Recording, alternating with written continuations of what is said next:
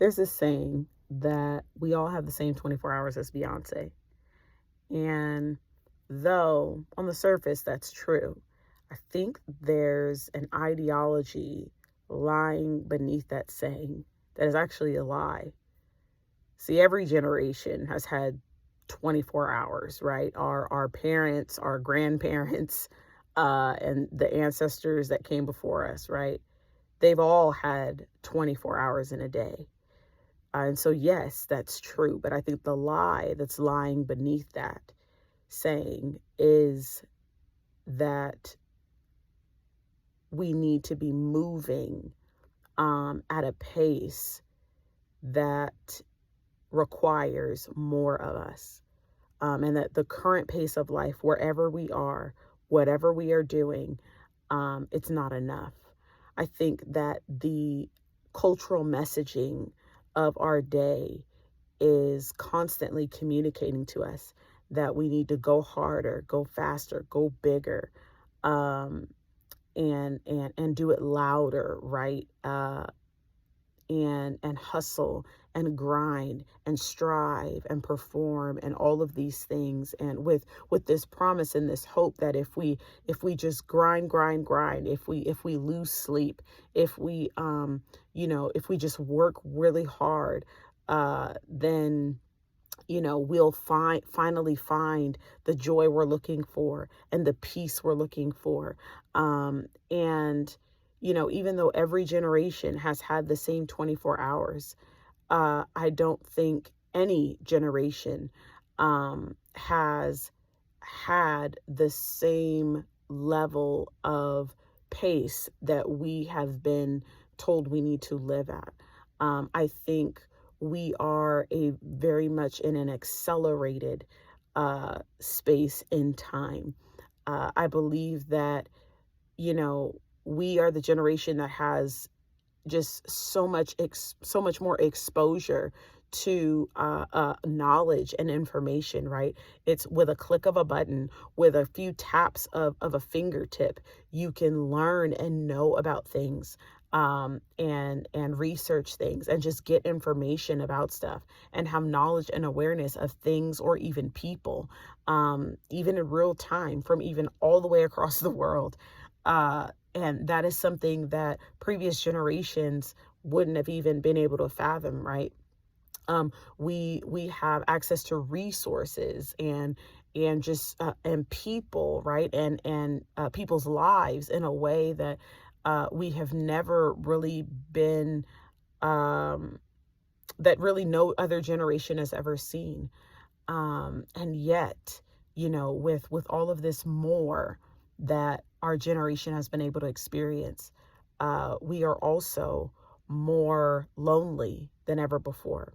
We are also more anxious than any other generation. I believe we are also more depressed, more isolated, more disconnected, more um, insecure than any other previous generation. And so when we say, we have the same 24 hours as Beyonce, we're really saying that the time that we have, we need to stuff it and pack it and fill it with more so that we can achieve more. We can achieve this ideal that we have been sold, that if we just had the more, if we just did the more, if our lives were just busier, if we ran at a quicker pace, that somehow, some way, that we would finally find the satisfaction that our souls are looking for. And honestly, friends, I believe that we are moving and living at a pace where our souls cannot even catch up to us. I believe that we are living at a pace that if we slowed down long enough, our souls would finally, as one of my favorite authors says, our souls would finally catch up with us. And what would they say? Most likely, they would say what they're already screaming right now, yet we have been deafened to their cries. Our souls would say that they are tired. Our souls would say that they are weary. Our souls would say that they're exhausted. Our souls would say that they feel heavy, that they are tired of carrying the load. Our souls would say that they are lonely, that they feel like they're the only one out here trying, and that they are not seen. Our souls would say that they aren't really sure if what they're doing is enough or if it matters. Our souls are longing and craving for something more. And I believe that the answer is not in stuffing our day and our schedules and our planners with more. I actually, and I don't believe it's also in the other extreme of scrapping it all and doing absolutely nothing and like going on some, you know, deserted retreat into a mountain or whatever, and, you know, and just being like one with nature and like living off the grid and whatever, like, and I don't necessarily think that ditching all of our responsibilities, is the answer either. But there was someone else who had the same 24 hours, and that's Jesus. Jesus had the same 24 hours as us when he entered into humanity. And yet, when I look at the life of Jesus, I see someone whose life was busy, whose life was full of interruptions, right? Who was speaking and preaching and healing, and the demands of people were just surrounding him. Yet at the same time, he was able to be present with people. He was at weddings. He was having dinner at the neighbor's house. And he was a carpenter. He had a business that he was participating in. And yet uh there are these moments where Jesus repeatedly is said to have pulled away from the crowds, to have, even in the midst of, growing in fame or popularity, he pulls away from the crowds. He retreats from the places of chaos, right?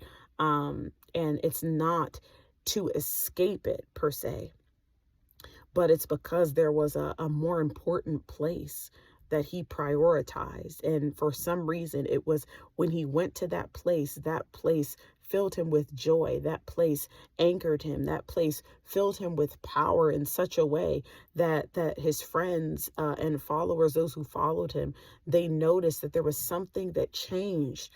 There was something about his disposition that was different when he went to that place, and the things that would result after he would come from that private and secret place. And so, of all the things that they could have asked him to teach them, they said, teach us to pray. They recognized that there was Jesus's special sauce to being able to sleep on a boat in the midst of a chaotic storm, to be able to be unintimidated by spirits of darkness, to be able to be filled with compassion, even with people who reviled and wanted to literally murder him. All of that was connected to the place of intimate connection with his Father. I believe that Jesus's life and his example is an example that we need to follow, and has been the ancient way and the answer for every generation. I believe that the way of Jesus and living a quiet life, or living a life where we are undistracted in our devotion to God, is really the place that we need to live from, that can give us the joy and the peace and just the fulfillment and the meaning and the satisfaction that every single one of us crave. We were made to connect with God. And so I want to extend an invitation to you.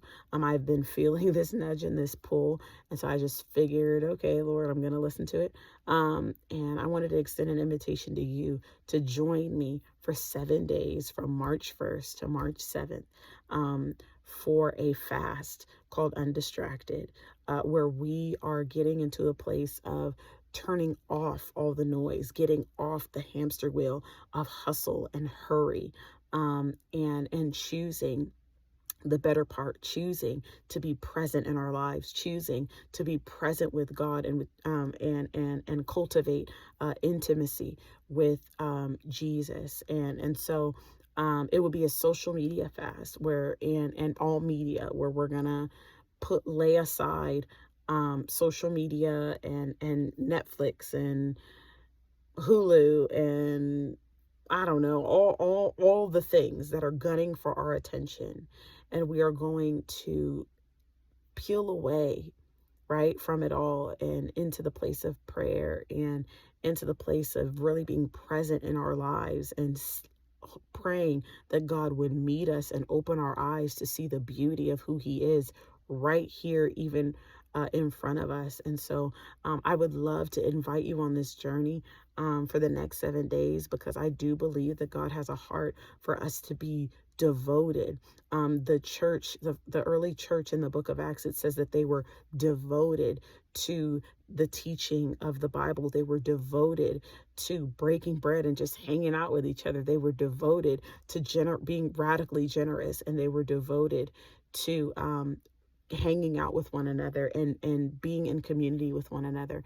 And so I believe that our devotion to God, as we seek first God's kingdom, that all the lesser things, all the other things that we are worried and concerned about and whatever, they will come into alignment as we seek to prioritize our relationship with God.